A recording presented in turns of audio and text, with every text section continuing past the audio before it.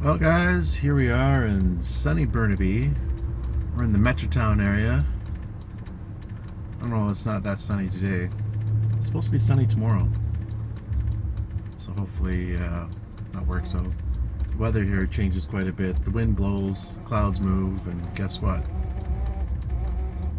The weather is different. This is a pretty highly populated area. There's a huge mall here called Metrotown. I don't know what they call it, Metrotown Mall. I don't know, it's huge. It's like 4 stories high. I think it's the largest mall in BC. Not positive on that, but I'm pretty sure it is. Um, there's lots of excellent stealth spots here because there's a huge amount to your right down there. There's a huge amount of parking spot, or not parking spots, apartment buildings, and lots of places to park. Not that many restrictions either, so good place to park.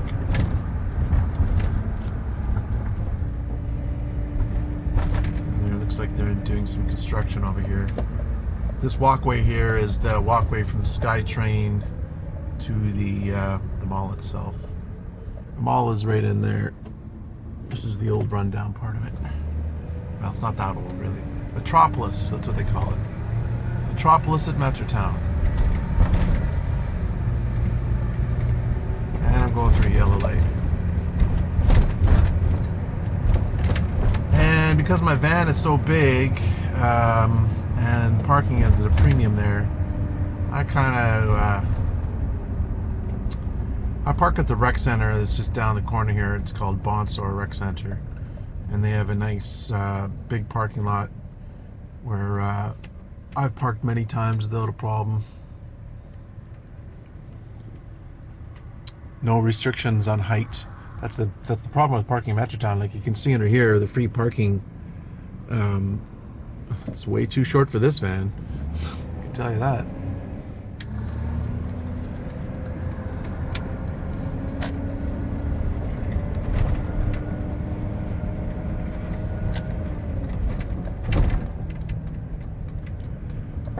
The thing about this place is that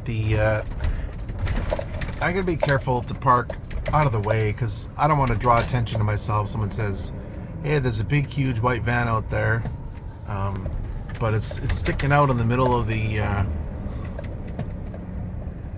road. So what I do is I park right here because I'm out of the way of everybody else. So the farther away I'm out of people's way, the less chances for complaints. Everybody's happy. If I shut the van off while it's in park, the radio will stay on. And I don't know, maybe it's I just don't know how to use this radio properly. I guess I should look up the manual online. What is this thing?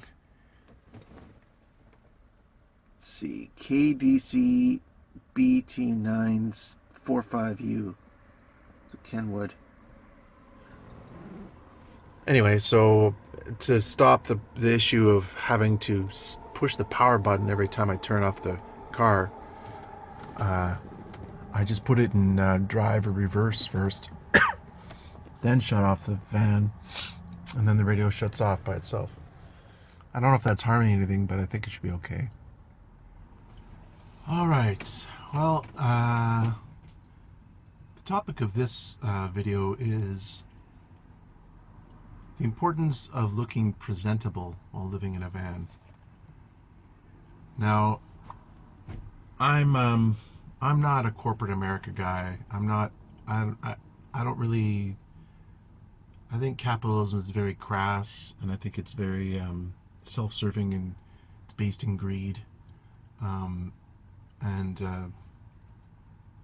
without getting too political, I'm much more of a socialist, much more of a Bernie guy, you might say, Bernie Sanders. Anyway, so I'm not a guy who will wear big, huge logos on their shirts or their hats or whatever. I don't like to do that. You can see my hat, it's black. Um, Having said that, I think it's important, especially living in a van, to not look like a rubby dub, to not look like a guy who's living in his van, because, you know, right or wrong, there's a perception out there that if you live in your van, you must be some kind of hobo. Um, and that's unfortunate. It's unfortunate there's stereotypes there and stuff. But that's the way it is. So, in order to kind of counteract that, I make sure that I wear clean clothes. I'm usually fairly well shaven. Today is Saturday, so I didn't shave, but I'll definitely shave tomorrow. Um, Kind of an off-topic thing, but I shave 3 times a week: Sunday night, Tuesday night, and Friday morning. And those are the times that I'm at my ex-wife's place, looking after my kids. So when I'm there, I'll shave for the next day, for the next couple of days at work. I don't shave every single day. Um, anyway, but I do think it's important to be presentable because we are being judged.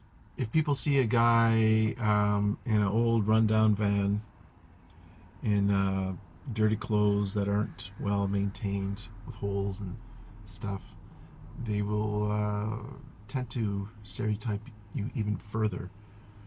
And really, it's all about minimizing hassles. The more people are likely to complain about you, the happier life will be. So that's one part of it. The other part of it is, I think, people are more confident, kind of have like a higher level of self-esteem when other people aren't saying you look like a bum. Spiritually, I don't think that's a good thing. I think that people shouldn't judge you based on your attire. But our society is fairly, what you might call, superficial. So that being said, it's good to present yourself in a way that shows that you're paying attention to your hygiene and you look good.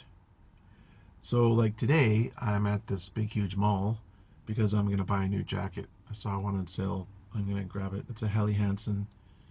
Pretty well. I don't know how popular they are in the States, but in Canada, it's kind of one of your higher level brands of jackets.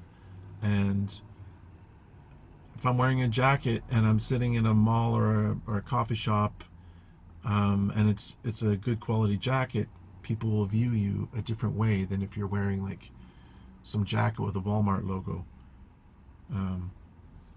which is unfortunate, like I said, but that's the way it is.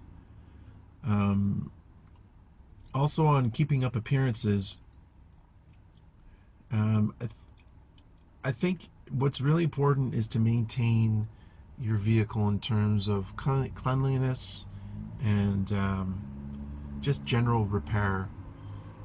Justin Incredible made a good point the other day in one of the videos he posted about it doesn't matter if your vehicle, your RV or van is 30 years old or 2 years old, but if it's an old van that looks old and looks like it hasn't been taken care of and it's a beater or it's rusted out and the bumper's fallen off, then you're going to be much more likely to have the cops called on you. But if your older vehicle, say from the 70s or something, looks it's clean, maybe waxed or the paint is maintained well, it shows that the person takes pride in their vehicle and they're more likely to be accepted. And I agree with that. I mean, that's right or wrong, that's the way our society is. Personally, I'm a person who's a minimalist. I'm not into materialism. But unfortunately, most people are. And we're being judged. So, that's that. Anyways, guys, just wanted to make a quick video on that. I wouldn't be buying a new jacket except that my zipper broke. And it's not the front zipper, it's the pocket zipper on the side where I keep my phone and my wallet and stuff, and it's pretty important to have a working zipper. And the jacket, it's got like the sleeves are it has this little liner thing where it's coming out and it's getting a little bit ragged, you might say. and it's time to get a new jacket. Anyways, guys, I'm gonna get going here. Thanks for watching. Take care and have a good night.